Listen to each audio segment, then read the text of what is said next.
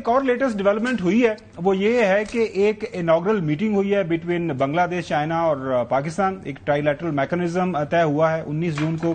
یہ چائنا کے ایک شہر کے اندر ملاقات ہوئی ہے. اس کو کو چیئر کیا گیا ہے ایکٹنگ فارن سیکرٹری بنگلہ دیش مسٹر راہل عالم صدیقی، اور چائنیز ان کے جو وائس فارن منسٹر ہیں مسٹر سن، اور پاکستان کی امبیسڈر جو آمنہ بلوچ وہاں پہ موجود تھیں. فارن سیکرٹری پاکستان جو ہیں وہ انہوں نے شرکت کی. اور اس میٹنگ کو لے کے اب انڈیا کی طرف سے بھی پریشانی کا اظہار کیا جا رہا ہے. اس سے پہلے آپ کو یاد ہوگا پاکستان، چائنا اور طالبان کی جو انٹرمنٹ گورنمنٹ ہے وہ بھی ایک میٹنگ ہوئی ہے. تو یہ سارے معاملات اور پلس ظاہر ہے جو جس انداز سے پاکستان سفارتی محاذ کے اوپر جو ہے بڑا افیکٹولی اپنے پوائنٹ آف ویو کو سامنے رکھ رہا ہے. تو چوہدری صاحب یہ بی بی سی کی سٹوری کے اندر یہ ساری چیزیں ایکسپلین بھی گئی ہیں. یہ دیکھیں ذرا، اب وہ یہ کہہ رہے ہیں کہ یہ جو چین، پاکستان اور بنگلہ دیش کے درمیان اگر ڈیفنس جو پیکٹ ہوتا ہے، ظاہر ہے جب آپ ملتے ہیں بات کرتے ہیں، اگر ہو گیا تو یہ اور ایک نیا فرنٹ ہمارے لیے کھل جائے گا. چوہدری صاحب کیا کہتے ہیں؟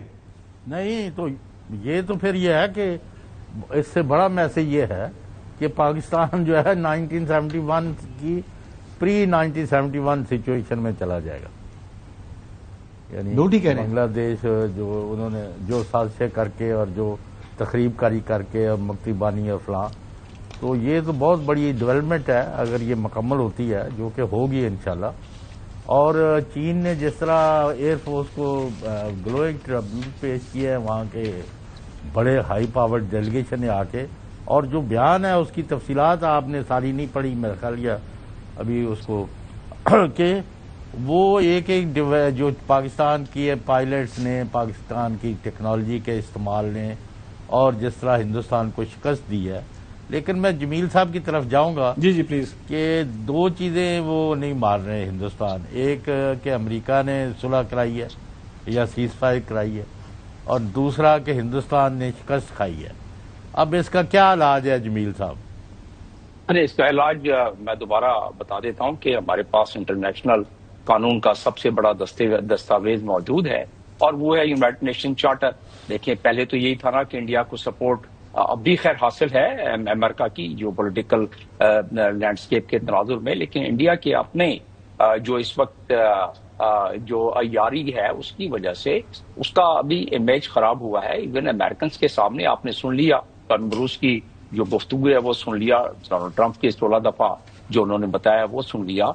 تو اس تناظر میں یہ ہے کہ اب یہ موقع ہے پاکستان کے لیے. حل میں بتا رہا ہوں کہ جو ہمارے پہلے سیکورٹی کاؤنسل ریزولوشن ہے وہ چیپٹر 6 کے تحت پاس ہوئے ہیں، جس کے لیے کوئی امپلیمنٹنگ ٹول نہیں ہے.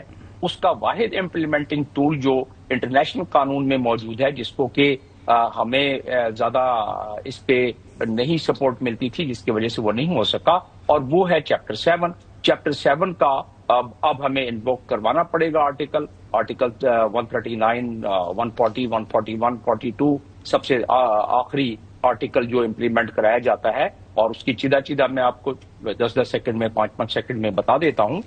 دراصل پہلے تو جو آرٹیکل 139 ہے یا 140 ہے، اس میں متنبہ کیا جاتا ہے کہ سینکشن ہم لگا رہے ہیں. پھر اس کے بعد سینکشن لگائی جاتی ہے اس ملک پر اگر وہ نہیں مانتا ہے اس سے پہلے والے ریزولوشن. پھر اس کے بعد امپلیمنٹنگ کے لیے اس کے کہا جاتا ہے کہ ہم ادھر اپنی اقوام متحدہ کی ملٹی لیٹرل فورس بھیج رہے ہیں، اور پھر اس کے بعد بائی سی، بائی ایئر، بائی. تو یہ تمام تناظر ہے. یہ اس ایسے حالات میں ہوتا تو نظر نہیں آ رہا ہے، لیکن کم از کم یہ پریشر بلٹ اپ ہو سکتا ہے. اور اس وقت یہ موقع ہے پاکستان کے لیے کہ پاکستان پریزائڈ بھی کر رہا ہے، اور پاکستان کے اس وقت جو جیو پولیٹیکل پروفائل جو بلندیوں پر پہنچ گیا ہے، اور دنیا میں اس کی وائبس ہمیں مل رہی ہے، دنیا میں اس کا فیڈ بیک مل رہا ہے. اب ایک عام مزدور جا رہے ہیں سعودی عرب میں اور یو اے ای میں، جس حساب سے ایئرپورٹ پر اس کو امیگریشن والے ویلکم کر رہے ہیں، اسی طرح اور بہت ساری جگہوں پر. تو وہ آپ نے چائنا کا حوالہ دیا، چائنا کے جو ایئر فورس چیف ادھر آئے ہوئے ہیں، اس پر بھی میں آخر میں 15 سیکنڈ کا تبصرہ کر دوں گا. لیکن بات اس پہ، اس کا حل چودھری صاحب نے پوچھا، حل اس کا جو لیگل ہے وہ ہے، اور دوسرا حل اس کا یہ ہے جو ڈونلڈ ٹرمپ ہے ان کا. اور مجھے پتا ہے کہ ان کے 6 کے قریب بڑے ہی مربوط قسم کے ان کے ایگریمنٹ ہوئے بھی ہیں، یعنی یو ایس کے ساتھ ان ایگریمنٹ کو اچانک رد نہیں کیا جا سکتا ہے، لیکن ایک پریشر ضرور ڈیولپ کیا جا سکتا ہے. اور وہ پریشر کیسے ڈیولپ کیا جا سکتا ہے کہ دیکھیں یہ کہتے ہیں نا پر الزام لگا رہے ہیں کہ جی، اور ہمارے سپاہ سالار نے بتا دیا کہ بھائی ہم نے کسی اور نے ہماری جنگ نہیں لڑی ہے، جنگ ہم نے خود لڑی ہے. ابھی دیکھ لیں کہ ان کا ایئر چیف چائنا کا ہمارے پاس آ رہا ہے اور کہتا ہے کہ جی ہم آپ سے سیکھنا چاہتے ہیں کہ آپ نے جس انداز میں ملٹی ڈومین فیکٹرز کو سامنے رکھتے ہوئے جنگ لڑی ہے اور اس میں ساری چیدہ باتیں ہو چکی ہیں، اس لیے اس کو میں نہیں دہرانا چاہتا ہوں. تو اس لحاظ سے اگر دیکھا جائے تو ایک وہ پریشر پڑے گا جو کہ امریکہ سب سے مضبوط ملک کا سب سے.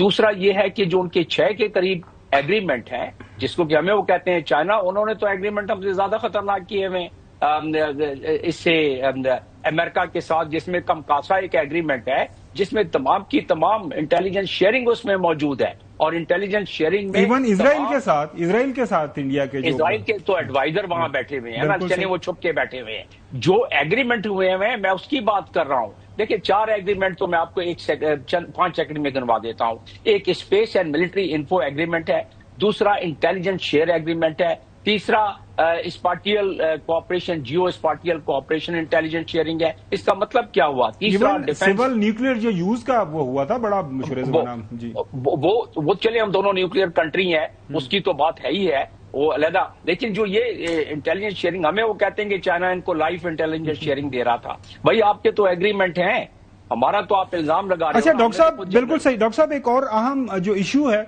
وہ موضوع بھی آج کل زیر بحث ہے. D G S P R خبر یہ بھی اس میں ایڈ کر لیں. جی جے شنکر جو ان کے وزیر خارجہ ہیں، انہوں نے بیان دیا ہے، آن ریکارڈ کہہ دیا ہے کہ جی امریکی وائس پریزیڈنٹ نے ہمیں فون کیا ہے 9 کی رات. نہیں وہ فون مانتے ہیں لیکن وہ یہ نہیں کہتے کہ ہم نے ان کے کہنے کے اوپر یہ سارا کچھ کیا. اچھا ڈاکٹر صاحب ایک جو ان کو یہ جو ابھی جمیل صاحب کہہ رہے ہیں، جی بالکل وہ میں بات کر رہا ہوں کہ وہ اتنے آگے گئے ہوئے ہیں، ان کو اطلاعات دے رہے ہیں. بالکل صحیح.